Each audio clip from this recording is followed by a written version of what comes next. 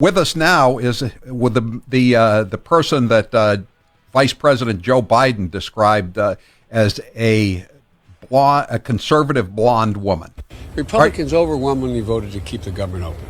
Then Rush Limbaugh and the conservative blonde woman says he's losing his base, and so he's changed his mind. Are you there, conservative blonde woman? Why, yes, I am, Howie Carr. Are you offended? Most of the other pundits named you. He only referred to you obliquely and in a rather disparaging tone. Well, I'm fine with people being referred to by a description of their hair, but that means he's now Plugs. What's Plugs doing? No, it's everybody's been asking, did he just forget her name? No, I worked on the Senate Judiciary Committee. In fact, I dated for quite a while a member of his staff. He's just senile. He's very old, you know. I know he is, and he has his hands move more than Kevin Spacey's hands move, apparently, too. And it does. If I'm wrong, and I don't think I am wrong, I think he's senile. I mean, it is noticeable whether it's him or someone else. As I think I've said to you, I mean, the one person who deserves the most credit for highlighting the fact that Trump was about to stab his base in the back again is, of course, Matt Drudge of the Drudge Report. And isn't it curious that absolutely no one in the media will mention Drudge? I say because they're afraid of him. And they think it's just, ipso facto ridiculous if they say Fox News host. Half the time I agree with them on that.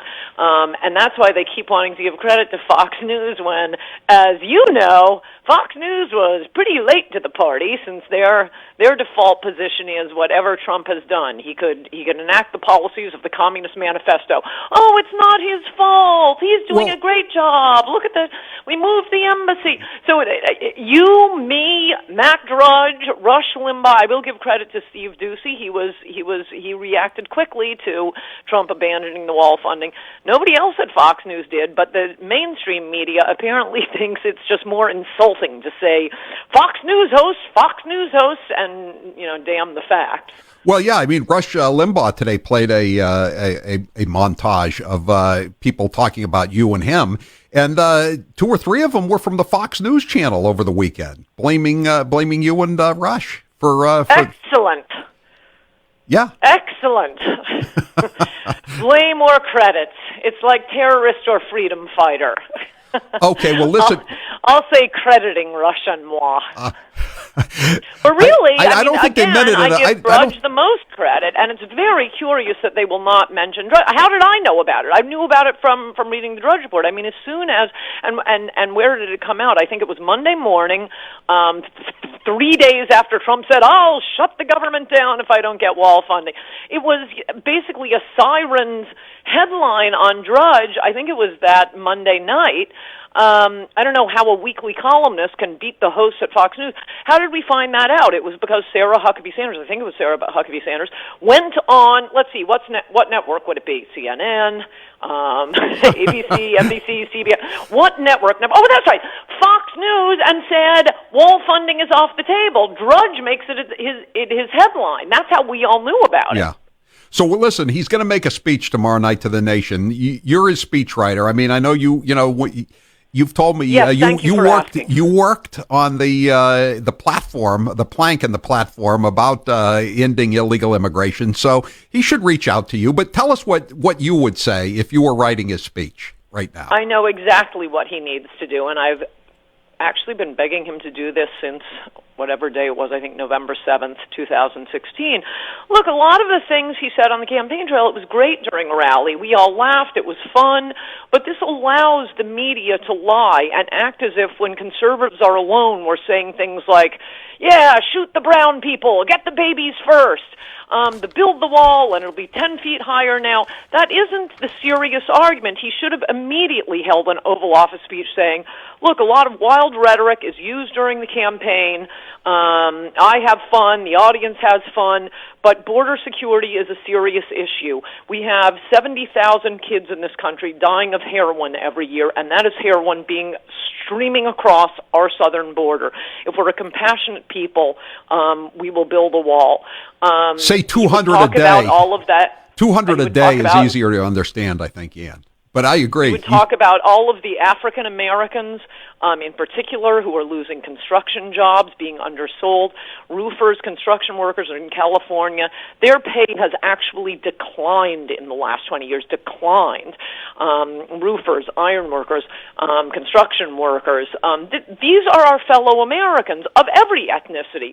They are black, they are Hispanic, they are white, and they're being underbid. All of these people like Marco Rubio and the hosts, they love to talk about the visa overstayers, For one thing, we're talking about Swiss girls working at Sotheby's who forgot to renew their visa, and I'm not saying that we particularly want pretty Norwegian girls working at Sotheby's, though I think that would be an excellent addition to the country. But rather, they aren't undercutting working class wages. That's whom he needs to talk about.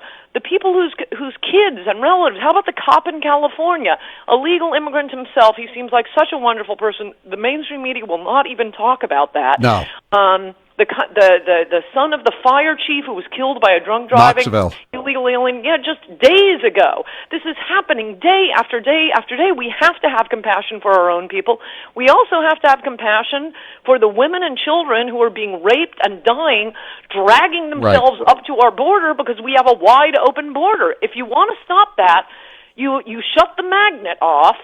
And I'm not even being as compassionate and showing as much presidential gravitas as I think he should and he can. We don't see it all that often, but if you want to see it, when he introduced Brett Kavanaugh, that was the most presidential I have seen any Republican president, any president since Reagan. He was extremely presidential. He can do it when he wants to. And I think the point is to communicate to independents, to Democrats, to Republicans themselves, this is not a mean campaign chant, build the wall. This is the compassionate solution. That's what he needs to stress. Yeah, I think you're right that he should be hitting the wages too, and how it's affected the trades, and that it's been devastating to whole segments of the society. Yeah, unlike most political issues, this is one where those of us who support a wall, at least like you and me, Howie, and Donald Trump himself, could not be less self-interested in this. I'm not a union bookkeeper. I'm not a roofer. But these are our fellow Americans, again, of every ethnicity, and I care about them. On the other side, what do you have? You have the Koch brothers, you have the Chamber of Commerce, you have the fancy ladies in the suburbs who want Juanita the maid to come pick the kids up from school and make the beds and cook the dinner. They are acting 100% in their self-interest. We are the ones who are the compassionate ones here, but because of our media being our media and the way it is, I think most people, certainly idiot millennials, they have no idea. This is the compassionate solution. We're the ones with compassion. On the other side, you have jackbooted capitalists who just want cheap labor and don't care that 70,000 Americans get killed by heroin every year. I got to ask you about something else, Ann. Just the double standard here. This woman, Rashida Tlaib, the Michigan Congresswoman. I'm sorry, I shouldn't laugh. It's the end of America. But go ahead. I mean, Hillary Clinton said once we take power again, we can have civility, and she calls the president on her first day in office a bleep bleep. And mother. I think people should know, if they don't, that it is the mother with many syllables. Yeah, curse. and then you have Nancy Pelosi saying, "How dare the president refer to MS-13 gangbangers as animals?" But it's okay for Rashida Tlaib to call the president a bleep bleep. So now, Ann, have you seen this latest thing that she did? She said she attacked Bernie Sanders because Bernie Sanders said we shouldn't withdraw all of our investments in Israel. They call it the BDS movement. And you know what she tweeted out? They forgot what country they represent. This reminds me. Well, two things. Before I get to what the Bernie Sanders things, the one ray of hope we have in the new country, or that is the end of our country. But what's funny about her initial yelling out, "We'll impeach the mother," continuation of curse word there, really, really, really shocking. Not the way they debated at the Constitutional Convention, and they got pretty frisky. But the media's response to this, for one thing, many newspapers, their headlines were, whatever her name is, Representative Rashida, blah, blah, blah, gives speech suggesting she used a curse word. Sounds like she used a curse word. It's almost as if she called it's on tape. There's no suggesting. And the other thing is the general commentary in response to this has been, well, this is Donald Trump's fault for bringing it down the nature of our dialogue. He's the one. Oh my gosh, Donald Trump has never said anything like that. They're just hysterical when, as you say, he calls people who disembowel children animals. So yeah, it's all about how, it's Donald Trump's fault for bringing down the national discourse. Give me a break. You come up with something, anything like what that is. I mean, even his hot mic tape isn't as vulgar and ugly as that. And point two, as far as her attacking Bernie Sanders for supporting Israel or opposing the BDS movement, BTK, whatever it is, this is the one, I mean, I'm already thinking ahead. If Trump doesn't keep his immigration policies and the country is finished, in addition to spending the rest of my life digging up his grave and desecrating it, the other fun that I think we can have is just driving... And desecrating his grave? Come on. If he doesn't keep his immigration promises. Yeah, him, Teddy Kennedy, William Brennan. I have a list.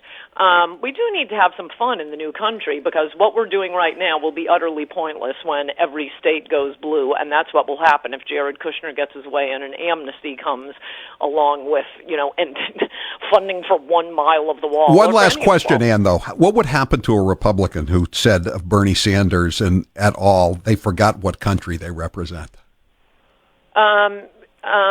I think we'd hear more about it. But the fun we're going to have is driving all the elements of the Democrats' base against one another because they do all hate one another. Yeah, I know. But they hate now. Donald Trump more than they hate each other, at least at this point. But Trump isn't going to be there forever. We're going to have a lot of fun ginning up the Rashidas against the Bernie. Ann Coulter, thank you. The title of your new book is? Resistance is Futile, How the Trump-Hating Left Lost Its Collective Mind. Thank you, Ann, blonde conservative woman that you are. I'm Howie Carr.